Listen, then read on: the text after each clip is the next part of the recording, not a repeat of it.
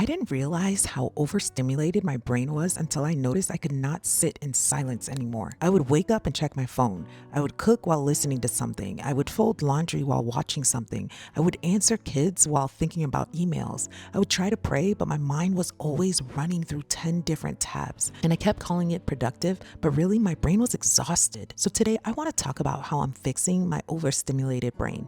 Not perfectly, not overnight, but with small, faithful changes that are helping me feel more peaceful, more present, and less like I'm constantly living at the edge of my capacity. Hey friends, welcome back to Plan Prep Pray. If you are a homeschool mom, a homemaker, a business owner, or just a mom with people needing you from the moment your feet hit the floor, you probably know what it feels like to have a brain that never shuts off.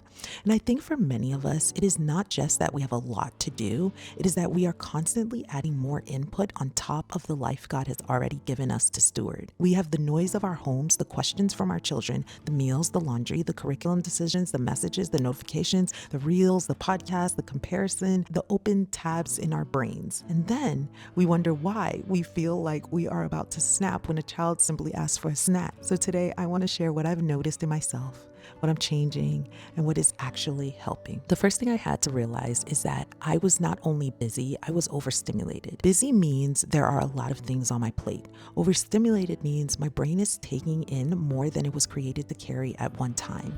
And sometimes we try to fix overstimulation with a better schedule. And yes, I love a good schedule, but sometimes the problem is not just the schedule. Sometimes the problem is that we never let our minds be quiet. We wake up and grab our phones. We check messages before we have even talked to the Lord. We listen to something while getting ready. We scroll while nursing the baby. We turn on a video while cleaning. We sit down at night and instead of resting, we take in more information. And then our bodies stop, but our minds never actually rest. That was one of the first things I had to own. I was not giving my brain margin. One of the biggest changes I am making is creating quiet before input. That means I am trying not to start my day by immediately consuming something.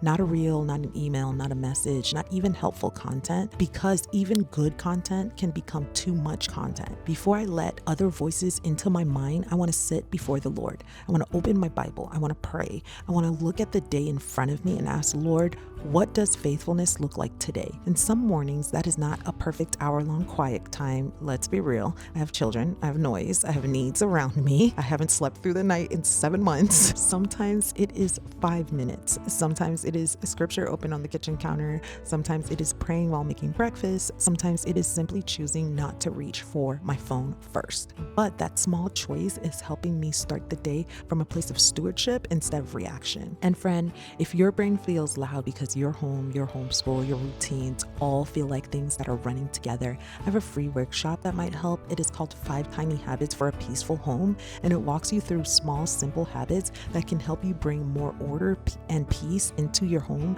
without needing a complete life overhaul.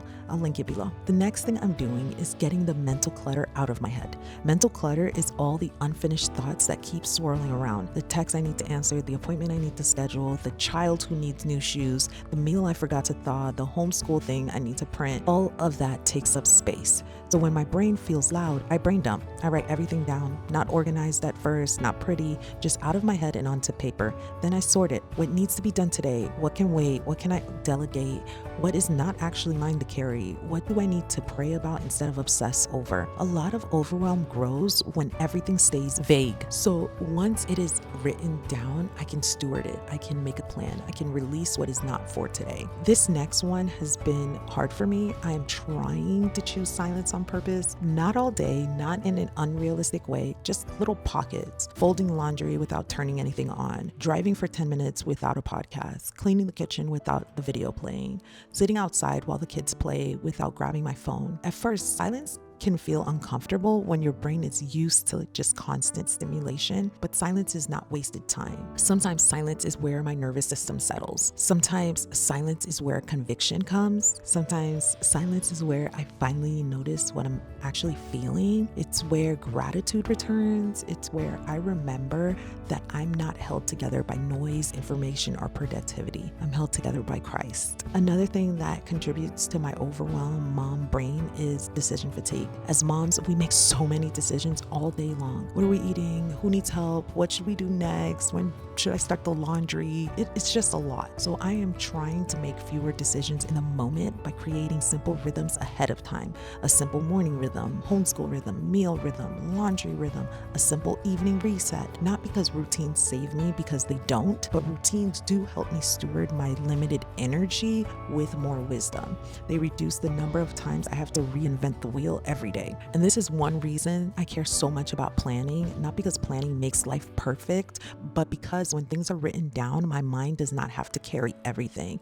That is one of the reasons I created the Plan Prep Pray Planner. It gives me a place to put the meals, the homeschool, the routines, the goals, the cleaning tasks, the things that otherwise just swirl around in my head. So if you're looking for a tool to help you get some of that mental clutter out of your brain and onto paper, I'll leave a link to my planner below. It may be sold out. They do sell out fast, but definitely sign up for the waitlist so you can be the first to know when the new one is released. So when trying to fix my overstimulated mom brain, I am not going to do it perfectly. I still reach for my phone when I should not.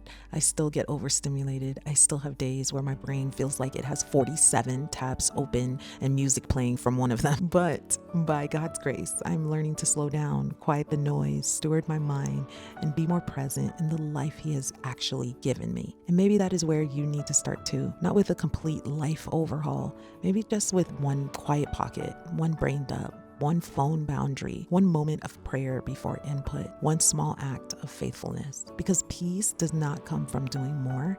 Peace comes from trusting the Lord, ordering our days with wisdom, and remembering that we are not called to carry everything all at once. Let me know in the comments, what overstimulates your brain the most right now? Is it the phone? Is it the noise, the mess, the decisions, or just the constant mental load? Until next time, bye.